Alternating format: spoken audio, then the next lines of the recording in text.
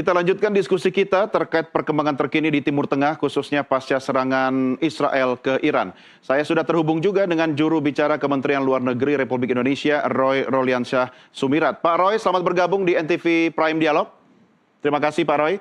Dan saya juga mengucapkan selamat, Pak Roy sudah diberi kepercayaan bertugas sebagai Duta Besar Republik Indonesia di Iran ya. Ini negara yang sedang kita bahas. Pak Roy kapan berangkat ke Iran? Semoga dalam jangka waktu dekat saya sudah bisa berada di lapangan. Ya.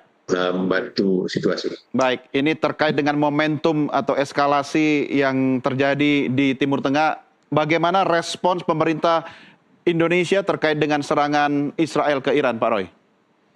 Ya, mungkin saya juga bisa menghimbau masyarakat luas untuk selalu perhatikan dan ngecek, mungkin ya ada beberapa platform komunikasi dari Kementerian Luar Negeri. Ya. Pada hari ini kami pemerintah Indonesia sudah mengeluarkan sikap resmi dengan tegas mengutuk serangan yang dilakukan Israel terhadap Iran ini, yang jelas-jelas merupakan pelanggaran hukum internasional dan melemahkan dasar-dasar hukum internasional. Dan Indonesia juga meyakini bahwa serangan ini beresiko untuk memperburuk ketegangan di kawasan dan bahkan berpotensi untuk memicu konflik yang lebih luas. Dan makanya dalam hal ini pemerintah Indonesia menyampaikan bahwa semua pihak harus terus menahan diri secara maksimal untuk menghindari eskalasi lebih lanjut. Jadi sudah ada posisi resmi yang merupakan refleksi dari pandangan Indonesia terhadap situasi yang terjadi sekarang. Ya, Anda sendiri secara pribadi melihat apa sebenarnya yang terjadi sehingga kemudian Israel lagi-lagi melanggar istilahnya kedaulatan sebuah negara sehingga melakukan serangan kepada Iran? Mungkin saya hanya akan membatasi diri saya untuk memberikan hal-hal yang terkait dengan kebijakan dari pemerintah Indonesia terhadap berbagai hal yang menjadi common concern. Kalau masalah analisa segala macam saya serahkan kepada mungkin Mas Segaf, biasanya lebih tajam nih pengamatannya. Tapi yang pasti, sebagaimana yang pernah disampaikan secara terpisah oleh Bapak Presiden ataupun Bapak Menteri Luar Negeri terkait dengan situasi di Timur Tengah pada umumnya, kita melihat bahwa tindakan yang dilakukan Israel dalam beberapa konflik yang melibatkan banyak negara di kawasan, terutama terkait dengan situasi saat ini di Palestina, khususnya di Gaza, ataupun juga di beberapa negara lainnya, itu sudah tidak dapat dibenarkan lagi dari sudut apapun. Sudah, dan istilahnya semua hukum internasional sudah dilanggar. Ya. Oleh Israel. Dan juga dalam hal ini tentunya serangan yang dilakukan saat ini pun sebetulnya sudah jelas-jelas melanggar piagam PBB. Jelas melanggar melakukan serangan terhadap negara berdaulat lainnya. Itu yang kita kecam karena terkait langsung dengan tatanan hukum internasional yang sebetulnya kita pegang bersama. Ya, dalam hal ini apakah Indonesia menganggap perlu untuk melakukan upaya diplomasi khusus, Pak Roy? Tentu yang pasti kita selalu berkoordinasi dengan semua negara, baik itu negara yang terlibat langsung ataupun juga dengan masyarakat internasional secara luas. Karena bagaimanapun Indonesia meyakini, dan juga ini disampaikan pada posisi resmi pemerintah Indonesia yang saya sebutkan di awal tadi, bahwa kita sangat meyakini bahwa cara untuk menyelesaikan permasalahan, perbedaan hanya dapat dilakukan dengan cara-cara damai sesuai dengan hukum internasional. Dialog harus dikedepankan, upaya diplomasi harus dikedepankan, bukan lewat cara-cara kekerasan. Dan hal ini yang kita lihat masih unfortunately sangat di-ignore ya, dikesampingkan oleh banyak pihak yang saat ini terkait, sehingga kita akan terus melakukan apa yang kita bisa, termasuk untuk meremind, untuk mengingatkan kembali para aktor yang terkait untuk dapat melakukan hal yang beradab, kalau saya boleh bilang civilized, untuk melakukan settlement terhadap dispute-nya. Ya, itu kata kuncinya Pak Roy, beradab, civilized ya. Tapi kalau kita menggunakan diksi beradab tadi, apakah masih memungkinkan pendekatan diplomasi, dialog, kalau itu kemudian dilakukan oleh sebuah negara seperti Israel yang menurut Anda sendiri tadi sudah banyak sekali pelanggaran internasional yang dia lakukan?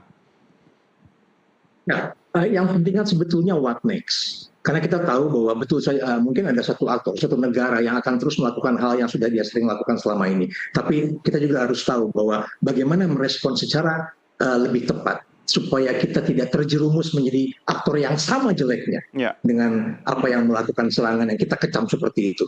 Oleh sebab itu kita sangat mempercayai bahwa kita perlu memaksimalkan upaya kita lewat forum-forum internasional, terutama forum regional ataupun multilateral seperti OKI, PBB, terutama dalam hal ini Majelis Umum PBB dan Dewan Keamanan PBB untuk mengambil langkah-langkah sesuai mandatnya yang diharapkan bisa membantu untuk menurunkan eskalasi di kawasan dan mungkin pada saatnya nanti mencari solusi yang lebih durable.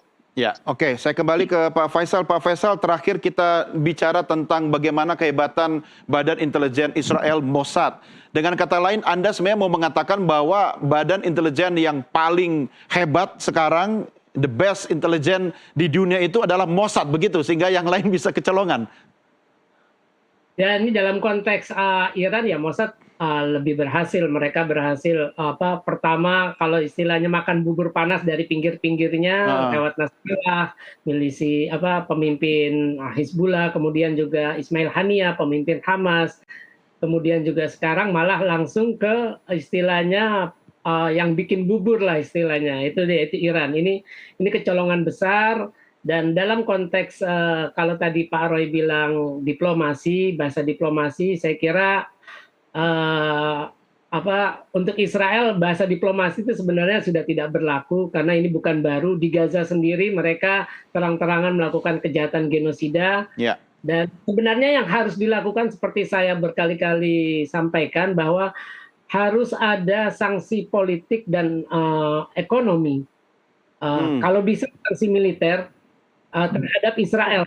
Itu bagaimana untuk membuat jera Israel. Siapa yang bisa ngasih sanksi pada Israel? Dia aja udah anggap negara lain, bahkan PBB udah nggak ada apa-apanya itu, Pak Faisal.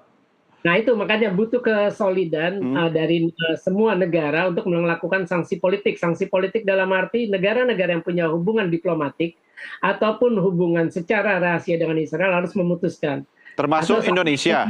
Kalau misalnya... Ya kita kan nggak ada hubungan diplomatik dengan Israel gitu kan, tapi upaya apa? Ekonomi juga sama, negara-negara yang punya hubungan ekonomi ya harus memutuskan hubungan ekonomi. Saya kira itu yang harus dilakukan karena ya PBB tadi yang bisa menerapkan sanksi militer kan hanya Dewan Keamanan. Hanya saja ya, Israel mendapat perlindungan dari Amerika Serikat yang selama ini selalu memveto setiap rancangan resolusi yang dianggap memojokkan, jangankan memberikan sanksi, memojokkan Israel saja diveto oleh Amerika.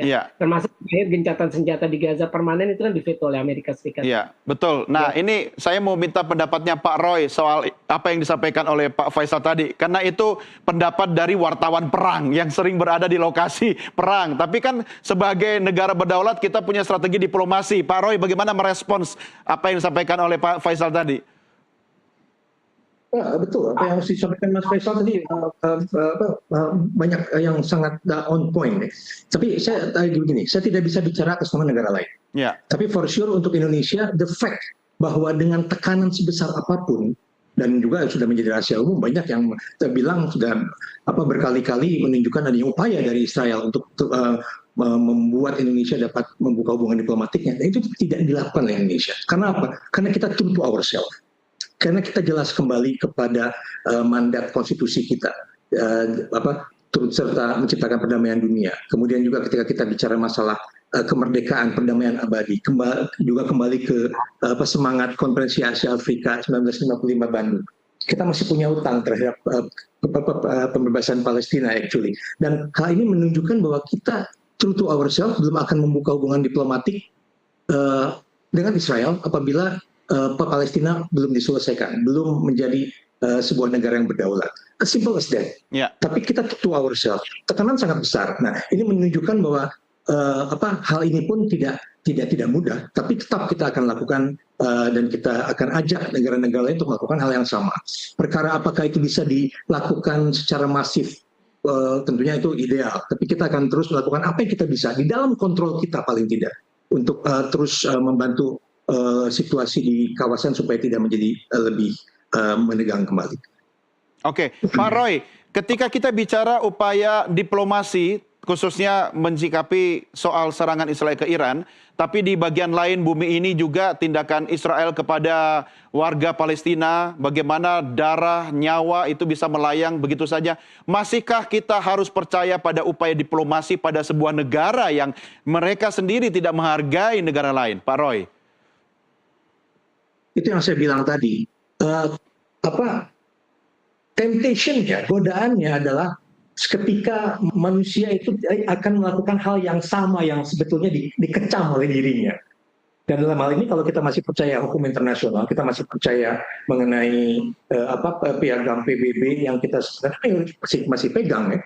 Jadi saya pikir yang harus dilakukan bersama-sama adalah bagaimana memarginalize, meminggirkan supaya yang si pelaku-pelaku yang tidak comply dengan hukum internasional itu menjadi secluded. Ya. Dan ini sudah terbukti bahwa upaya kita bicara dengan negara-negara lain, terutama negara-negara dari beberapa negara maju termasuk negara Eropa ya, yang mulai mengakui kemerdekaan Palestina, mengakui keberadaan Palestina sudah makin bertambah. Tanggal 17 Juni mendatang, minggu depan akan ada high level conference di PBB untuk masalah two state solution. Ini juga sebuah kemajuan.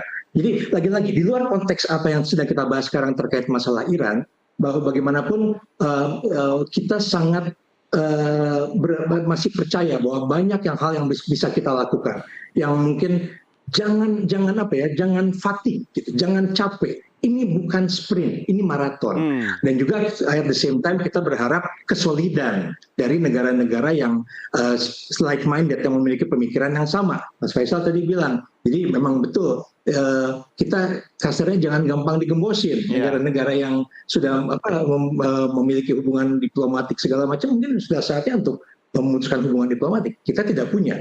Ya, kita akan bilang sama mereka, ya please consider, kalau nggak bisa memutuskan hubungan diplomatik, mungkin kalian bisa mengconsider memberikan sanksi dalam bentuk lain. Paling kita measures, supaya terlihat bahwa international community unhappy dengan apa yang dilakukan oleh Israel. Ya. Baik, Pak Roy, terima kasih sudah berdiskusi bersama kami, dan tidak lupa kami ucapkan selamat menyambut dan menjalankan tugas baru sebagai Duta Besar Indonesia di Iran. Terima kasih, selamat malam Pak Roy.